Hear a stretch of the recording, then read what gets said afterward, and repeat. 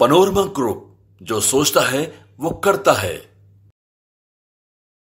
नमस्कार, भारत लाइव पे आप सभी दर्शकों का एक बार फिर से बहुत बहुत स्वागत है। चिराग पासवान एनडीए गठबंधन में रहेंगे कि नहीं रहेंगे, अभी तक संशय बरकरार है, क्योंकि वो जो सीट डिमांड कर रहे हैं, वो जो बात बार बार कहा जा रहा है कि 6 सीटों पर चिराग पासवान अड़े हुए हैं, तो इन 6 सीटों को कैसे भारतीय जनता पार्टी निपटाएगी, इसको लेकर के कहीं ना कहीं मामला पेचीदा होता चला जा रहा है। इधर एनडीए में जैसे ही लगा कि चिराग पासवान अलग होंगे, महागठबंधन इस मौके को लपकना चाहती है, और तभी तो खबर यह आ रही है कि तेजस्वी यादव के तरफ से चिराग पासवान को एक बड़ा ऑफर दिया गया है।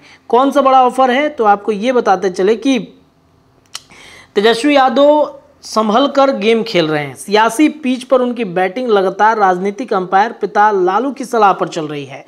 लालू यादव पूरी तरह सक्रिय हैं। लालू यादव के पुराने दोस्तों में रामविलास पासवान का नाम सबसे टॉप पर रहा है। लालू यादव ने एक बार रामविलास पासवान को अपनी पार्टी की ओर से राज्यसभा भी भेजा था। रामविलास पासवान सियासत में हमेशा बड़े ऑफर को स्वीकार करने वाले माने जाते रहे हैं। रामविलास ने कभी भी लालू के बड़े ऑफर को नहीं ठुकराया। इसी अंदाज में लालू यादव ने चिराग तक एक बार फिर से राजनीतिक ऑफर भिजवाया है। चिराग की ओर से क्या जवाब मिला इसका तो पता नहीं, लेकिन बिहार में हलचलें काफ़ी ज़्यादा तेज हो गई हैं बीजेपी में। सूत्र के अनुसार बिहार बीजेपी के अलावा केंद्रीय नेतृत्व में हलचल तेज हो गई है। सूत्र की मानो तो तेजस्वी यादव ने खुला ऑफर चिराग तक भिजवा दिया।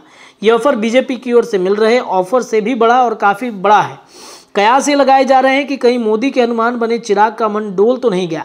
हालांकि ये सारी बातें अभी राजनीतिक अफवाह है, इसमें कितनी सच्चाई है ये तो बाद में पता चलेगा। लेकिन बीजेपी के सामने एक बड़ी समस्या ये है कि बिहार में बीजेपी ने गठजोड़ की झड़ी लगा दी। बीजेपी के साथ चिराग पासवान, पशुपति पारस, जीतन राम मांझी, उपेंद्र कुशवाहा और मुकेश सहनी भी साथ आ रहे हैं। इसके अलावा एक बड़े सहयोगी नीतीश कुमार भी राजनीतिक में हैं। राजनीतिक जानकार मानते हैं कि बीजेपी के सामने बड़ी समस्या सीटों के बंटवारे के अलावा सबको जोड़कर रखना है। बीजेपी को चिराग पासवान खुश करने का रास्ता खोज रही है, वहीं पशुपति पारस को भी इधर उधर नहीं जाने देना है। जनवरी में सीएम नीतीश कुमार के एनडीए में वापसी पर चिराग पासवान काफ़ी थोड़ा सा नाराज हुए थे, लेकिन चिराग को कोई दिक्कत भी नहीं थी, और इस वजह से कहीं ना कहीं अब चिराग की दिक्कतें इसलिए बढ़ रही हैं क्योंकि उनको सीटों के लिए ना तो कोई बातचीत की जा रही है और ना ही सीटों के लिए उनसे कोई ऑफर दिया जा रहा है। देखिए, सूत्र के मुताबिक बीजेपी में मंथन चल रहा है, आखिर क्या किया जाए। वहीं दूसरी ओर सियासी जानकार मानते हैं कि चिराग और एनडीए में दबाव वाली राजनीति खेल रहे हैं। वे बीजेपी को बस धमका रहे हैं, इसके अलावा और कुछ नहीं। चिराग पासवान का राज्यभर में 6 से 7% वोट का आधार है, जिसमें बीजेपी जोखिम लेना नहीं चाहती। आरजेडी के एक नेता ने नाम नहीं लेने के शर्त पर बताया है कि चिराग और तेजस्वी परस्पर बहुत सम्मान करते हैं। हमारे पास हमेशा उनके लिए एक अस्थायी प्रस्ताव रहा। इसका कारण यह है कि लालू यादव और रामविलास पासवान के बीच हमेशा एक अच्छा राजनीतिक संबंध रहा है। बीजेपी को चिराग के अलावा चाचा केंद्रीय मंत्री पशुपति पारस को संतुष्ट करना है। वे राष्ट्रीय लोक जनशक्ति पार्टी के प्रमुख हैं और एनडीए के सहयोग भी है।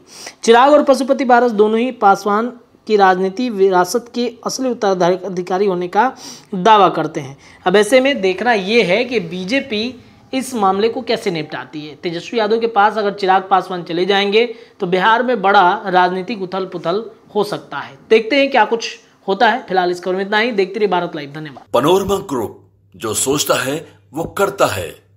अगर ये वीडियो पसंद आई और वह बिहार के राजनीति और बिहारियत से सरोकार रखेनी तो सब्सक्राइब बटन दबा के चैनल के सब्सक्राइब कर ली। ओजे एगो घंटी बा, ओकरा बटन दबा देला से कुल सटीक और मारक खबर रुआ मुफ्त में मिल जाई। अगर रुआ पत्रकारिता के हमनी के नया प्रयोग में सहयोग कर चाहतानी तो ज्वाइन बटन दबा दी।